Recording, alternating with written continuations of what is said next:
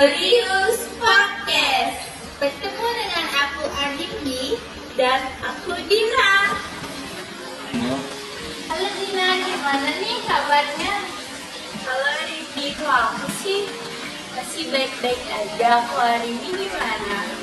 Wah, aku sih masih mencoba untuk baik-baik aja ya. Kayak yang kita tahu itu plasma itu banyak banget tugas-tugasnya. Iya nih bener banget, apalagi kita tuh sekarang lagi sibuk-sibuknya project kan. Terus ini udah memasuki akhir bulan, pasti guru tuh ngasih banyak tugas untuk memenuhi nilai-nilai kita yang belum penuh. Ya, bener banget tugas kita tuh kayak numpuk banyak banget. Pusing banget gak sih? Iya sih, tapi demi nilai apa sih yang enggak? Ya, bener banget tuh. Tapi anehnya kita tuh kayak gimana ya? Mampu aja gitu nyelesain tugasnya tepat waktu. Kayak nggak pernah tuh kita nggak buat tugas. Ya dong, anak Basman gitu. Oh, jadi kan kita harus kuat-kuat buat tugas. Bener banget. Jadi daripada kita ngomongin tugas terus, mending kita ngomongin hal-hal yang lagi naik-naiknya di bulan depan. Gimana tuh? Kalau didengar asik juga. Ini nih kan udah mau bulan Juni. Biasanya setiap bulan itu kan ada yang identik tuh. Kalau menurut kamu bulan Juni itu identik dengan apa sih? Ya, kalau menurut aku, bulan Juni itu identik dengan Pancasila dan bulan Bung Karno. Oh iya sih, tapi kenapa ya setiap bulan Juni selalu identik dengan hal yang berbau Pancasila dan juga Bung Karno? Kita tahu nggak kenapa? Tak punya ini dan dari hasil penjara aku. Bulan Juni itu dikatakan identik dengan bulan Bung Karno karena Pancasila lahir pada tanggal 1 Juni yang dimana berasal dari pidato Bung Karno di sidang BPUPKI pertama. Oh iya, kebetulan juga tuh Insinyur Soekarno kan lahir di tanggal 6 Juni dan juga wafatnya beliau itu di tanggal 21 Juli. Iya, betul. Nah, itu dia 3 faktor yang menyebabkan bulan Juni itu dijadikan sebagai bulan Bung Karno. Nah, Arimbi tahu nggak sih tujuan dari bulan Bung Karno itu apa aja? Ya tahu dong, bulan Bung Karno ini tujuannya untuk kita sebagai rakyat Indonesia harus mampu menghargai, meneruskan, dan juga mengenang perjuangan beliau dari semasa beliau hidup. Nah, Arimbi pinter banget sih. Nah, kalau dipikir-pikir, jadi Bung Karno itu susah ya, kayak perjuangan beliau untuk Indonesia itu besar banget loh, Arimbi. Dia lebih susah dan besar banget. Tapi kamu tahu nggak, selama perjuangan beliau juga sempat diasingkan dan ditahan beberapa kali loh. Dan aku juga sempat dengar beberapa masalah pengasingan beliau, tapi aku kurang tahu bagaimana informasi jelasnya. Kalau Arimbi tahu, ayo dong bagi informasi ke aku dan ke teman-teman di rumah. Boleh, dari sempat yang aku baca nih, kalau Insinyur Soekarno itu sempat ditahan di rumah Bajri, tepatnya yang ada di Bandung, sekitar kurang lebih 2 tahun lah, dari tahun 1929 sampai 1931. Bukan hanya itu aja nih, beliau juga sempat diasingkan di Ende Flores, Nusa Tenggara Timur. Itu lama banget sih, itu makan waktunya itu sampai 4 tahun. Dari tahun 1934 sampai 1938. Dan beliau juga sempat diasingkan di Bengkulu di Buto dan juga di Papua. Wah, itu lama banget sih. Kalau aku jadi siswa dikasih tugas gini aja udah lama banget. Apalagi disuruh jadi beliau, pasti udah nyerah duluan sih aku. Ya kamu nggak boleh nyerah gitu aja dong. Masih banyak loh perjuangan beliau itu sampai ditahan. Kenapa tuh ini? Aku sempat baca nih kalau hal yang menyebabkan beliau ditahan itu karena cuman masalah politik yang sempat beliau laksanakan itu dirasakan sebagai ancaman bagi pemerintah Hindia Belanda. Makanya beliau sampai ditahan sampai lama. Cuma gara-gara itu aja beliau ditahan. Iya loh, tapi kalau kita pikir-pikir nih, kalau nggak ada Belanda dan juga penjajah, kita nggak mungkin merdeka nggak sih? Ya sih, gak ada benernya juga. Kamu tahu nggak perjuangan beliau itu apa aja?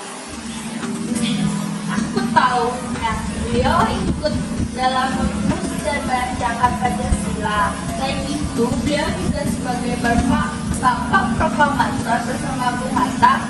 Benar kan, Bibi? Nah itu kamu tahu nih, makanya kita nggak boleh nyerah gitu aja dong. Beliau aja bisa kayak gitu, masa kita generasi muda nggak bisa kayak gitu? Ya betul banget, Arimbi. Aku jadi semangat lagi nih nggak jadi nyerah. Nah, kalau kita pikir-pikir juga, masih banyak kasih yang dapat kita ambil dan kita contoh dari perjuangan beliau. Kamu mau tahu nggak, Arimbi? Wah mau banget tuh, sekalian kamu kasih tahu ke teman-teman yang di rumah. Siapa tahu nantinya kita punya semangat berjuang seperti beliau. Nah, sekarang aku kasih tahu ya teman-teman. Jadi yang pertama ada sikap pantang menyerah. Nah, jadi tadi kan kita sempat menyinggung tentang beliau ditahan dan diasingkan beberapa kali. Nah, dari situ kita bisa melihat bahwa beliau sangat semangat dan pantang menyerah untuk mempertahankan kemerdekaan bangsa kita sendiri. Nah iya, kita sebagai siswa pelajar Pancasila harusnya selalu mencontoh sikap beliau. Mulai dari kegiatan proyek ataupun pembelajaran lainnya, kita harusnya selalu tetap semangat dan tidak mudah menyerah. Contohnya nih, kayak kita ada ulangan harian, terus nilai kita tuh kecil, jadinya kita kan kayak merasa gagal dan tidak sesuai ekspektasi kan. Dari situ makanya kita tuh harus tetap semangat itu loh, jangan terus terlarut dengan kegagalan kita. Bukan berarti kita gagal, bukan berarti juga kita akan jelek di depannya. Nah, benar banget, apalagi kita baru kelas 10, masih banyak waktu untuk kita berkembang. Wah, aku pikir-pikir nih ya, daripada kita nangis-nangis lihat nilai kita yang nggak sesuai ekspektasi kita, mending kita berjuang lagi nggak sih untuk mendapatkan nilai yang lebih besar dari sebelumnya. Nah, apalagi kita kan pelajar Pancasila tuh, dimana kita tuh udah kuat mental dan tahan banting banget sama materi-materi kelas jurusan. Benar banget, dari beliau kita belajar kegigihan dan pantang menyerah itu tidak akan membuahkan hasil yang sia-sia loh. Nah, iya kan? Selain itu, Insinyur Soekarno juga merupakan sosok yang sangat mandiri, cerdas dan berwibawa loh. Dari situ kita mampu belajar dan juga mencontoh beliau jikalau nanti kita menjadi pemimpin. Nah, misalnya kita nantinya memimpin sebuah organisasi maupun acara tuh, jadi kita nggak akan kaget kita ditunjuk menjadi pemimpin karena kita sudah dibekali sama sikap budaya seperti ini. Ya, aku juga taunya ini. Selain yang kamu sebutin tadi, dia juga sosok yang kritis dan berani berpendapat. Itu bisa kita contoh dan kita jadikan motivasi atau acuan agar kita dapat berpikir kritis seperti yang dituntut pada kurikulum Merdeka ini. Nah, dari berpendapat itu juga sangat penting loh, kayak misal nih kita ada rapat atau pertemuan itu, kita berani menyampaikan atau memberikan pendapat kita tuh. Nah iya, apalagi kan di kurikulum sekarang itu kita yang harus lebih kritis dan banyak bertanya ke guru kan. Makanya kayak dimulai ya, kita tuh harus lebih banyak tuh mencontoh sikap dari beliau yang kedepannya tuh biar kita jadi lebih percaya diri, kayak lebih semangat gitu loh.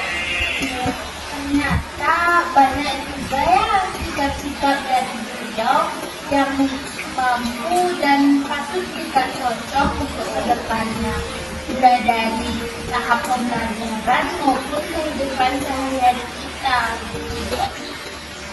Aku juga tahunya Ringgi, selain yang kamu sebutin tadi, dia juga sosok yang kritis dan berani berpendapat loh. Nah, jadi itu bisa kita jadikan contoh atau motivasi dan acuan agar kita dapat berpikir kritis seperti yang dituntut pada kurikulum Merdeka ini.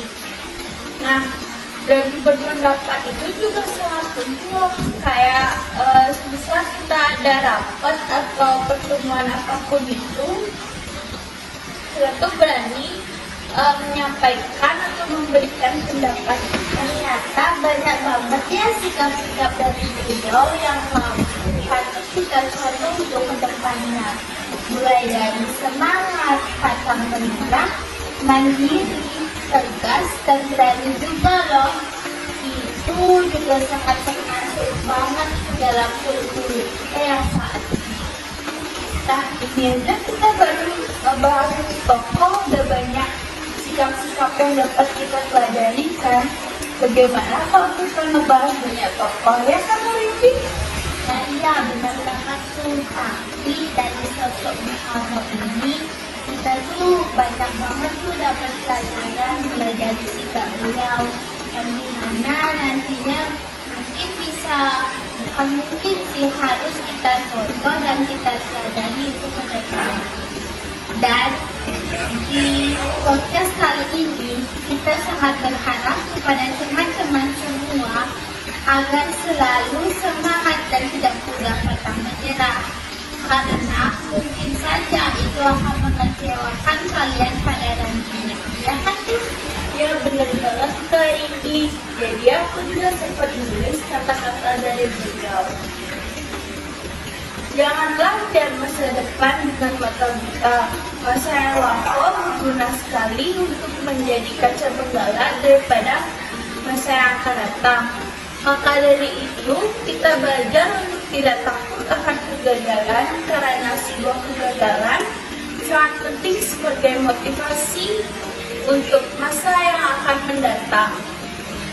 Nah iya, benar banget tuh. Apalagi sekarang kan banyak tuh anak-anak muda yang takut untuk mencoba hal baru karena mereka tuh takut gagal gitu loh ya. Tapi mereka nggak tahu aja tuh kalau kegagalan itu mungkin bisa menjadi bekal atau pengalaman untuk mereka nantinya.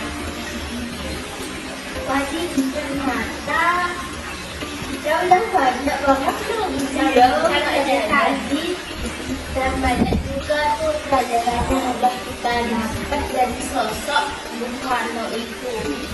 Dan dari podcast ini juga kami sangat berharap kepada teman-teman yang ada di rumah untuk selalu semangat dan tidak mudah menyerah, karena mungkin itu nantinya menjadi hal yang sangat mengecewakan untuk mereka.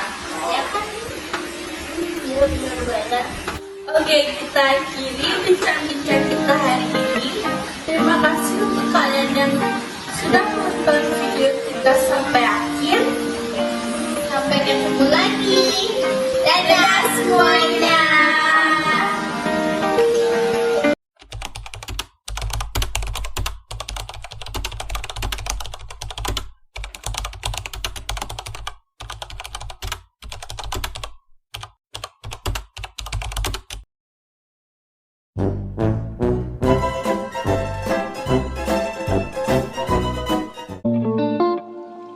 Kayak yang kamu tahu Din, kelas nanti banyak banget tuh tugas-tugasnya.